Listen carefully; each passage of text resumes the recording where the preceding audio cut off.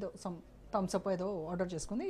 Even though వాళ్ళు గ్లాస్కి ఇలాగ పెట్టి చేర్స్ అని చెప్పేసి చెప్పారట. చేర్స్ చెప్పిన తర్వాత అమ్మాయి గ్లాస్ పక్కన పెట్టేసి ఇలా చూస్తే అసలు అయ్యో అపచారం, అలా పెడతావేంటి, చేర్స్ చెప్పిన తర్వాత గ్లాస్ కింద పెడతావు, అసలు నీకు సెన్స్ ఉందా, నీకు ఇదేనా నీకు మీ పేరెంట్స్ నేర్పించిన కల్చర్ అని చెప్పేసి అని అంటే ఈ అమ్మాయి తెల్లమొహం వేసిందట. ఏం చెప్పాలి, వాళ్ళ ఆ మాటలు మాట్లాడిన వాళ్ళ పేరెంట్స్ కూడా ఇదే కల్చర్ నుంచి వచ్చారో ఒకసారి అడగాల్సిందమ్మా. ఒకటి, ఎంత దరిద్రంగా తయారవుతున్నారు అని అంటే, అరే నీ సంప్రదాయాన్ని నువ్వు వదిలేసుకుని ఎవడో సంప్రదాయాన్ని తెచ్చి నువ్వు ఇంట్లో పెట్టుకున్నావంటే అక్రమ సంబంధాన్ని ఏర్పరచుకున్నట్టే కదా. అక్రమ సంబంధానికి దీనికి పెద్ద తేడా ఏమి లేదమ్మా. ఎందుకనంటే సక్రమ సంబంధాలు ఎప్పుడు ఆరోగ్యకరంగా ఉంటాయి. అక్రమ సంబంధాలన్నీ మీరన్నట్టుగా ఆ పిల్లేమో చక్కగా కూల్ డ్రింక్ ఏదో ఆర్డర్ ఇచ్చుకొని కూర్చుంటే మీ అమ్మ ఎట్ట పెంచింది అని అడిగిందంటే అదే ప్రశ్న ఈవిడేస్తే నీ అమ్మ నిన్నిట్ట ఎట్ట పెంచిందని పాపం మన ఈ వెళ్ళిన పిల్ల సంస్కారంతో పెంచింది కాబట్టి వాళ్ళ అమ్మ ఆ ప్రశ్న వేయలేదు వాళ్ళని. మరి వీళ్ళు ఏ సంస్కారంతో పెరిగారు, ఏ సంస్కారంతో వీళ్ళమ్మ పెంచింది వీళ్ళని, ఎలాంటి సంస్కారాన్ని ఏ విధంగా ఇది చేయాలనుకుంటున్నారు. చూడమ్మా, వీళ్ళకి ఎవ్వరికి జీవితం విలువ తెలియదు. పిచ్చి డబ్బులు ఒకటి వస్తాయి, ఓకే, లేదా పిచ్చి డబ్బులు ఉంటాయి, దాన్ని ఎట్లా వాడాలో తెలియక దాన్ని ఏదో చేసేయాలి. పులిని చూసి నాకు వెనకటికి వాతలు పెట్టుకుందంట.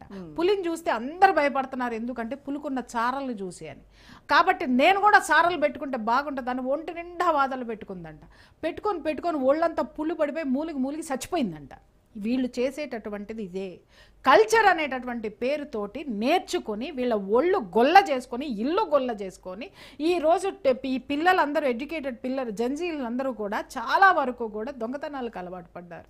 ఎందుకు? ఈజీ మనీ కాదు, వాళ్ళకి అవసరాలు పెరిగిపోయినాయి. బాడీకి వాళ్ళకి కావాల్సిన టైంకి వాళ్ళకి అందేది వీడ్లు కావాలి, ఈ సిగరెట్లు కావాలి, గంజాయి కొడుతున్నారు. వీటన్నిటికీ డబ్బులు రోజు పేరెంట్స్ ఎక్కడి నుంచి ఇస్తారమ్మా? క్వశ్చన్ చేస్తారు కదా. ఒకసారి అలవాటు పడినటువంటి శరీరం పదే దానికోసం పోతూ ఉంటుంది. ఇవాళ దొంగల్ని తయారు చేస్తున్నాం, దోపిడీదారుల్ని తయారు చేస్తున్నాం, విచ్చలవిడతనంగా పోరంబోకల్ని మన పిల్లల్ని తయారు చేస్తూ కల్చరు సంస్కృతి అనడానికి సిగ్గు లేదా వీళ్ళకి? ఈ గతంలో అంటే ఒక 10 ఏళ్ల క్రితం చూసినట్టయితే, అంటే అందరూ రిచ్ ఫ్యామిలీస్లో కాదు, కాస్త వాళ్ళు ధనవంతుల పిల్లలు అయితే ఇలాంటి కల్చర్కి ఎక్కువగా అట్రాక్ట్ అవుతారు, వాళ్ళే ఇలాంటివి చేస్తూ ఉంటారు కొంతమంది. అలాగా ఇప్పుడు అలా కాదు, ధనవంతుల పిల్లలు కాదు, పేదలు కాదు, మధ్యతరగతి కాదు, అందరు పిల్లలు కూడా ఈ కల్చర్కి ఈజీగా అట్రాక్ట్ అయిపోతున్నారు, ఆ కల్చర్ని అడాప్ట్ చేసుకుంటున్నారు. ఎలా దీన్ని అరికట్టడం ఎలాగా అంటే నేను అదే చెప్తున్నాను కదమ్మా, అరికట్టేవాళ్ళు లేక అబ్జెక్ట్ చేసేవాళ్ళు లేక.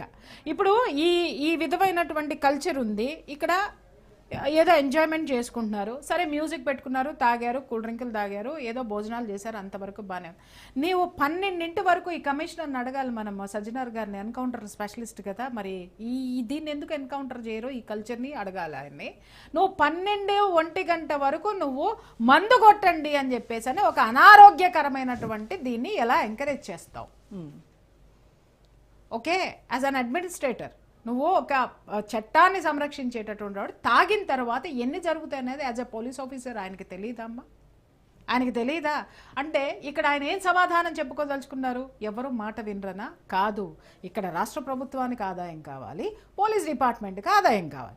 కాబట్టి ఇలాంటి వాటన్నిటికీ డోర్లు మాత్రం బార్లా తెరుస్తారు. అదే రోజా నువ్వు నేను కలిసి మన ధర్మాన్ని రక్షించుకోవడానికి మేమందరం కలిసి చీరలు కట్టుకొని ఆ గొప్పతనం ఏంటో, కట్టుబొట్టు గొప్పతనం ఏంటో చెప్తాం, 1000 మంది ఆడవాళ్ళను ర్యాలీ నిర్వహిస్తామంటే వీళ్ళు నీకు నాకు పర్మిషన్ ఇస్తారేమో చూస్తా. ఇప్పుడు ఈ కల్చర్ జరిగింది కదా, ఈయన 12 వరకు ఇచ్చాడు కదా, రేపొద్దున నేను ఒక ప్రోగ్రామ్ అరేంజ్ చేస్తున్నాను, మన కట్టు బొట్టు మన సంప్రదాయం ఎంత గొప్పదో చెప్పడానికి దాదాపు 10,000 మంది గృహిణులతోటి, స్త్రీలతోటి, పిల్లలతోటి మన కట్టు బొట్టు సంప్రదాయాన్ని చెప్పడానికి భారీ ర్యాలీ తీస్తున్నా. నేను చూస్తా వీళ్ళ పర్మిషన్ ఇస్తారేమో, చూద్దాం ఏ పర్మిషన్ ఇస్తారో, చూద్దాం ఎన్ని ఆంక్షలు పెడతారో, చూద్దాం ఏం మాట్లాడతారో. ఎందుకంటే అరే ఇలాంటి వాటిల్ని మనం చెయ్యాలా, ఇలాంటివి పదే చేస్తూ ఉంటే, కనీసము మనం వాటిని అబ్జెక్ట్ చేస్తూ ఉంటే, పబ్కి వెళ్ళేటటువంటి పిల్లలు, ఇలాంటి దారిని వెళ్ళేటటువంటి పిల్లలు, ఎందుకంటే నా ఇంట్లో కూడా ఉన్నారు కాబట్టే నేను మాట్లాడుతున్నానమ్మా. ఎలా అయిపోతుంది అనంటే సమాధానపరుచుకోలేనటువంటి స్థితిలోకి మనం నెట్టివేయబడుతున్నాం. ఒక మొండితనం అనేటటువంటిది పిల్లల్లో వస్తుంది. కారణం ఏంటంటే ఆ పేరెంట్స్ వద్దంటున్నారు, నువ్వెందుకు వద్దంటున్నావు, నువ్వు నీ ప్రవచనాలు ఏమన్నా ఉంటే స్క్రీన్ మీద చెప్పని మాట్లాడే పిల్లలు నా ఇంట్లో బోల్డ్ మంది ఉన్నారు. దవడ బాలగొట్టి లోపల కూర్చోబెట్టాను, అది వేరే విషయం, మళ్ళీ తర్వాత నోరెత్తనియను. కానీ నాకు అర్థమైంది ఏంటంటే నేను నా పిల్లల్ని కాపాడుకున్నాను, కానీ వీళ్ళ మనసుల్లో నేను